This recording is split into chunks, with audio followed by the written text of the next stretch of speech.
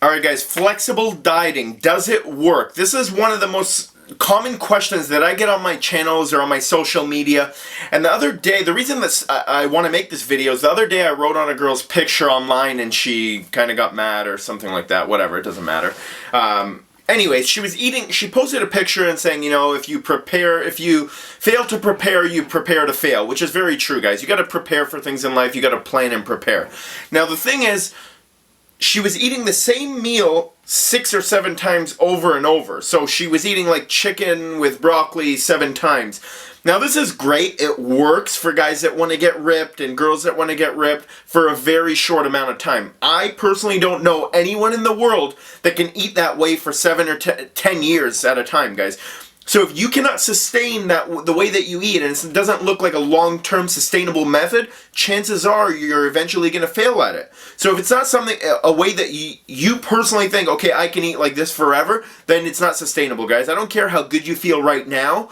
It's not sustainable. If the only thing you could think about is craving food and eating junk and things like that, guys, the diet is not for you. Sure, we're going to get a bit of cravings, guys, but it shouldn't be out of the ordinary. And the reason why a lot of my clients succeed is that we use a flexible dieting approach in the sense where I give them the flexibility to eat foods if they want to.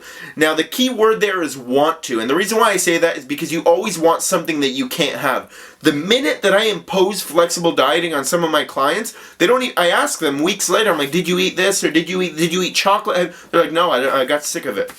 I got sick of chocolate, and they're still getting ripped. And at the end of the video, I'm going to post pictures of some of my clients that followed a flexible dieting approach so you guys can see. Now imagine that, guys, because they're able to have it, because they're not deprived of something, because I'm not saying to them, no junk food, no chocolate.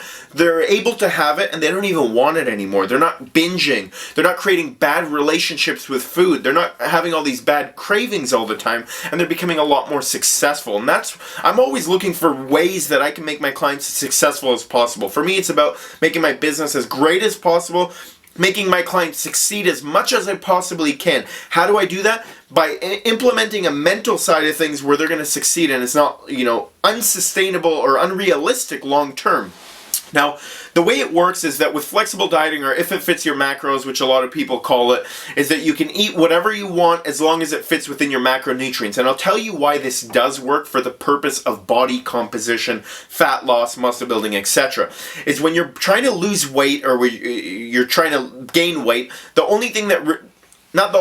main thing that matters is calories in versus calories out. Your energy balance, the amount of calories you're consuming versus the amount of calories you're expending. If you eat more than you burn, you're going to gain weight. If you eat less than you burn, you're going to lose weight. If you eat what you expend, you're going to stay the same. Okay, so that's why it does work. Now, performance and things like that is a bit different because micronutrients and minerals, vitamins and minerals come into play. I'm speaking specifically towards body composition, fat loss, competition dieting, and things like that. So it does work.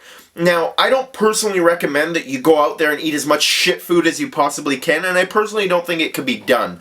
I think you still need to have a balance of good, clean foods, whatever that means, but, in my definition of a clean food is foods high in micronutrients, microminerals, foods that are that are not calorie dense, so foods that don't have a lot of calories per 100 grams of weight.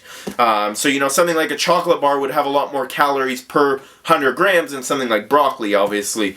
So as long as you're hitting your protein, carb, fiber, and your fats, that's what flexible dieting is. So if you're allotted 100 grams of protein, 200 grams of carbs, 80 grams of fats, let's just use those numbers for example's sake. As long as you're hitting those numbers, you can eat whatever you want, as long as you don't go over if you're trying to lose weight. Now, it does work. I still recommend implementing other foods so that you have an array of vitamins and minerals, so that you have an array of nutrients, so you get better nutrient absorption, so that you reduce inflammation. So there are definitely benefits to doing it from a psychological standpoint, that you guys are not eating the same foods over and over. It's not repetitive. It's not very monotonous where you guys are, you guys are waiting until you can finally eat junk food. You're like, man, I can't wait to eat junk. I can't wait to eat junk. And this speaks in terms of cheat meals as well. I actually removed a lot of I don't do cheat days with a lot of my clients anymore. we actually do refeed days. So I'm not saying go out, eat as much food as you want, because that also is creating a bad relationship with food, where you're looking forward to one day of the week where you stuff yourself like a pig for no reason. A lot of people eat more than they can handle because they know that they're not getting those foods for another week. So if you know you're not getting another cheat day for another week, you're gonna fill your belly with as much food as you can. Even when you're full, you're gonna eat beyond that because you're like, man, I'm not gonna be able to eat this chocolate bar for another week, so I better have it right now. And you didn't even want it in the first place. That's why, guys, you gotta create healthy relationships with food, healthy psychological patterns where the way you guys eat, and that's how you're gonna be successful and sustain a physique that's worth having long term, guys. And that's why a lot of my clients are succeeding long term. So start trying to implement that. I'm not saying go out and eat junk food all day. I'm saying try to implement food so that you're not deprived of it, so you guys are not restricting yourselves to foods. You know, if you're eating sweet potato, switch out that sweet potato for something like fruit, guys, that fits within those same macronutrient requirements that you're allotted yourself for the day. And people will talk about glycemic of the food. I'm just going to touch on it very quickly. The glycemic index is not as important when you're consuming foods together, combined, collectively.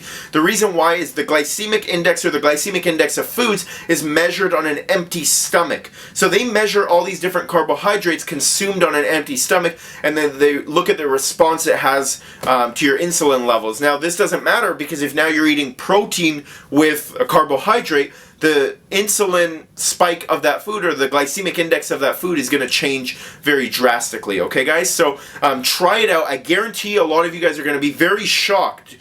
Try new things, guys. Don't, have a blind-eyed things and close your eyes and be ignorant towards things. Because the more ignorant you are to things, the more you're going to miss out on opportunities. Also, ignorance is bliss, guys. The less you know, the more you think you know. So open your eyes, open your doors to things, and try new things out, and don't shut things down before you actually understand how they work, or if they work. So as always, push yourself to success. Team Hammer. Sometimes you just feel tired, feel weak. When you feel weak, you feel like you want to just give up. You gotta search within you, try to find that inner strength and just pull that shit out and get that motivation to not give up and not give up. No matter how bad you just fall flat on your face.